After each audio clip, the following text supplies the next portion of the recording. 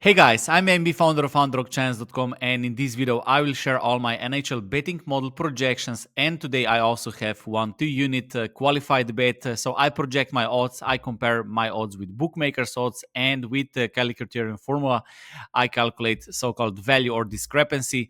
And when the betting model identifies 2 units plays, those are the biggest value plays, those are also the best results. We can check this here. 2 units plays this season are 14 units. So I'm looking only for 2 units placed right now. 1.75 or bigger. Also beating the closing line against Pinnacle. Novik plus 1.21% and plus 40. No, plus 1.40 against Novik Pinnacle and close to 4% Novik Pinnacle closing odds. So, in other words, those are the best plays. Once they are taken, the odds drop, and before the game starts, usually this kind of plays, this kind of bets, the odds are lower later, okay, which is a good indicator, okay. So let's go through all the projections, and of course, never blindly follow anyone, including me. I share my process in the video where I comment the games, I comment betting, and this is how I share my strategy and my betting model numbers. Okay, Vancouver Canucks against Rangers. I have Lankinen against Igor Shesterkin. Based on my projections, 5.75 goals in this game, and 54.58% of chance to Rangers and 45.42% to Vancouver. Once we turn this into the odds, we get 1.83 on Rangers, and the bookmakers have them at 1.68, so not a lot of value. Vancouver is probably a little bit underrated at plus 132 because I have plus 120. I use decimal odds, they're much simpler to use. And here on the right side, we have adjusted Kelly number and also the totals difference. Okay. Philadelphia Dallas Stars. I have Erson against Jake Oettinger. Based on my projection, 62.09% to Dallas. My projected odds on Philadelphia, 2.64. Bookmakers, 3.34. So they are a little bit underrated, but still, this is not close to be 2 unit or 1.75. I think there is small value with Philadelphia plus 1.5, but betting model still gives them 37.91%. Okay, some people don't have the strategy, long-term strategy. They try to grab some peaks and then they bet too much based on their bankroll. So it is out of the context. Okay, so if you bet your full house or everything that you have, you should always take favorite, because at least you have better chance to win despite you don't have a value. But if you play long term, you of course you need to bet always on the value, right? So I don't know what are your goals, but a long term strategy always involves value. And despite betting model still gives less than 40% of chance to Philadelphia, maybe small value with Philadelphia. Okay, Buffalo Sabres against Minnesota. Based on my projections, 57.68% to Minnesota. So my odds and bookmakers odds are basically the same. We can also check the total. Total is also very similar, so no value. Chicago Blackhawks against St. Louis Blues. My betting model gives Chicago only 29% of chance to win this game. So basically the odds are the same than bookmakers. Maybe small lean to under 5.5, but still not good enough. Then we have Calgary against Islanders. Based on my projections, 1.68 on Islanders, bookmakers 1.77. My projected odds on Calgary, 2.16 on in American odds plus 116, and also bookmakers odds have the same odds plus 116. Of course, odds are always changing. Sometimes people will ask how the betting model is performing. Depends, right? Who is using it? Okay, because your betting success in the long run is you as a person plus betting model or plus your strategy or plus your system. Okay, it is not just a system. Only if you could catch, I don't know, only opening odds, which is not possible because what we do in a real time, unless you create a bot. But this is another story. Okay, but you can never grab the same odds like everyone else. Okay, so you should always use a betting model or your strategy based on your location, your odds, your financial ability, your emotional IQ, because this is similar. Let's say that you go to Bill Belichick, okay, and you tell him, okay, you're a New England Patriots coach, okay, so give me some systems or give me some model how to win the game. So I will take these 5 plays and we will just run and we will win Super Bowl. This is not how the things work, right? Because you learn all these concepts, you work on these concepts, and you increase your chances, okay, but it is not a final thing that you just blindly follow something like a monkey, okay. What we do, we always increase our chances, okay, with this, okay. You use a betting model analyze the data for you, and then based on your current odds, current situation, you bet, okay, because sometimes we can get completely different bets, different results as well, okay. Sometimes if you bet later, you get different odds. The odds are always changing, the prices are always changing. Imagine like you have to go to a market for whole week and the prices are changing. Let's say that you are buying tomato, okay, and tomato price is changing. On Monday they have discount, then on Saturday they have a full price or even bigger, and then on Saturday, which is the last day, they have huge discount because those were the last pieces and they want to get rid of them. And if you buy on Saturday, you will make a profit. You can even resell it, right? But someone else who will buy them on Wednesday, he will not make a profit, despite tomato is a good pick, right?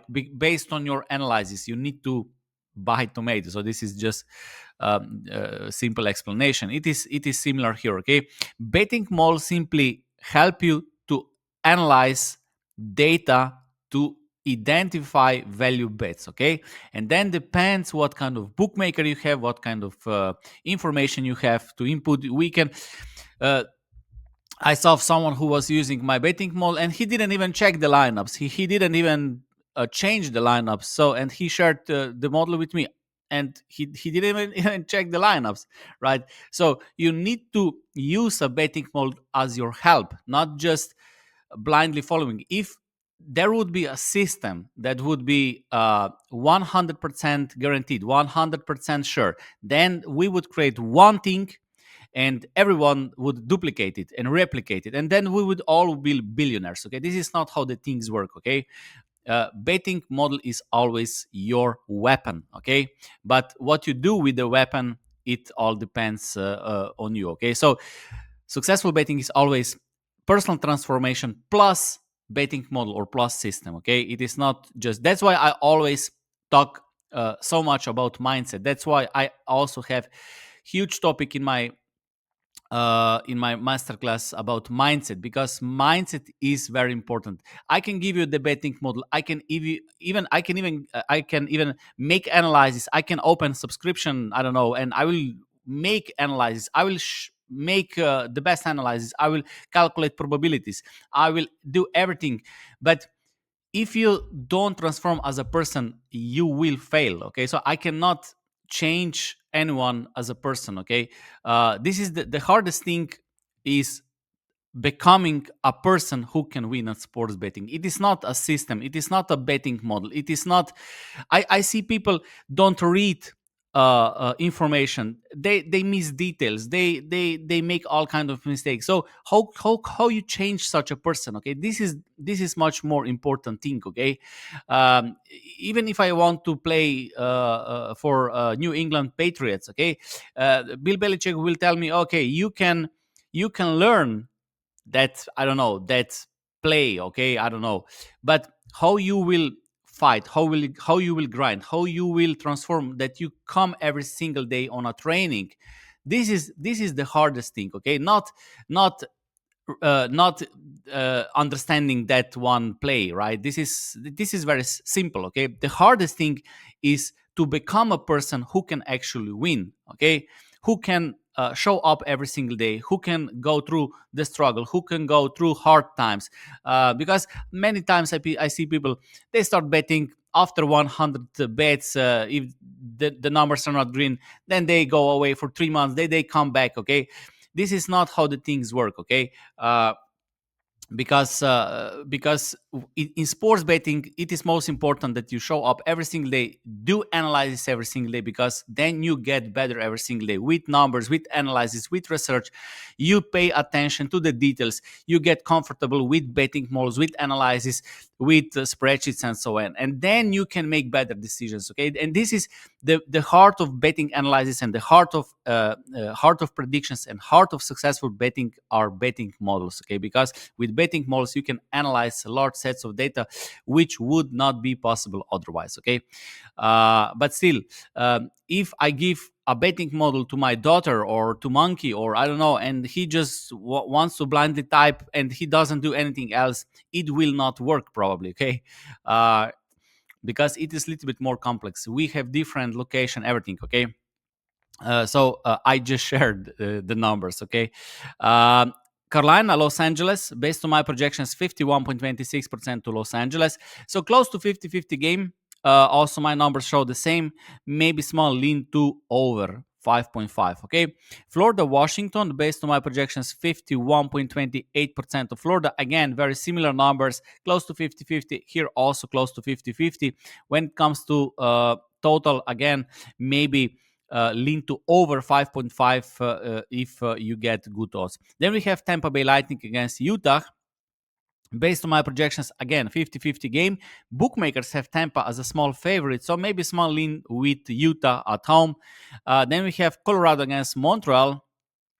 Based on my projections, Colorado should be close to 60%, 58.70%. So my projected odds 1.70 and plus 142, or 2.42 on Montreal. Bookmakers have Montreal as a little bit bigger underdog, so maybe some backline, or maybe they're a little bit underrated, but still we give them around 40% of chance to win this game, and maybe small into over. Then we have Ottawa against Devils, close to 50-50 game. Also bookmakers have the same number, maybe small into over 5.5. This is again, but this is again only half point, a half goal difference. It is too close. And then we have Toronto against Nashville.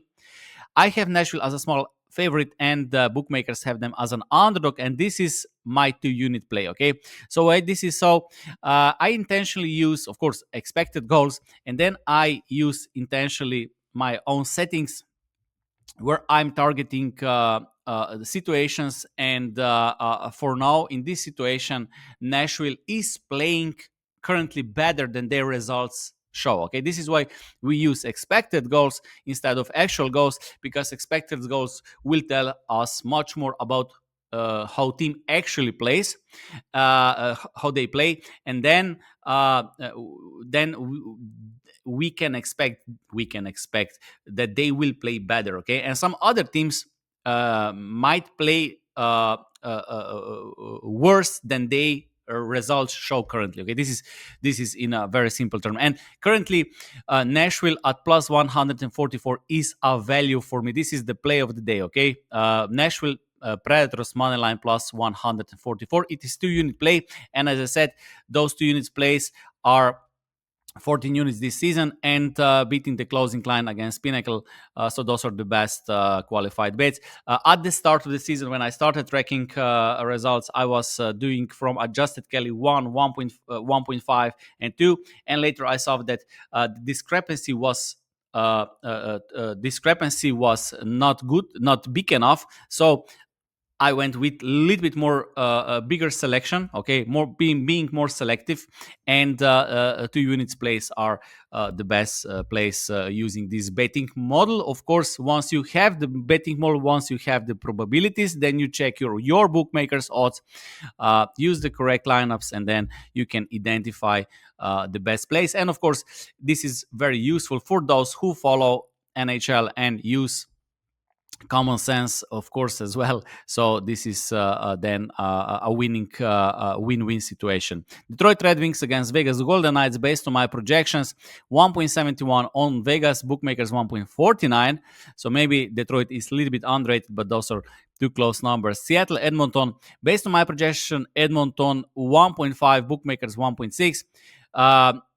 There could be some injuries. At least this is something one of our members said, who is following NHL and updating the lineup. So if you bet on this game, you should follow closely injuries later. But those are my projected odds from the morning when I made projections, and Edmonton money line is most logical play here because there is a value. Boston, San Jose, based on my projections, San Jose should be small favorite, not small underdog, so small value with San Jose, but there is no value in total. So the play of the day, underdog 2-unit play, Nashville plus 144. I think this is the best bet today in NHL, but of course, don't listen to me, never blindly follow anyone, and including me, you're always fully responsible for your action. I don't force anyone to bet. And if this information will help you, I wish you good luck. Thank you.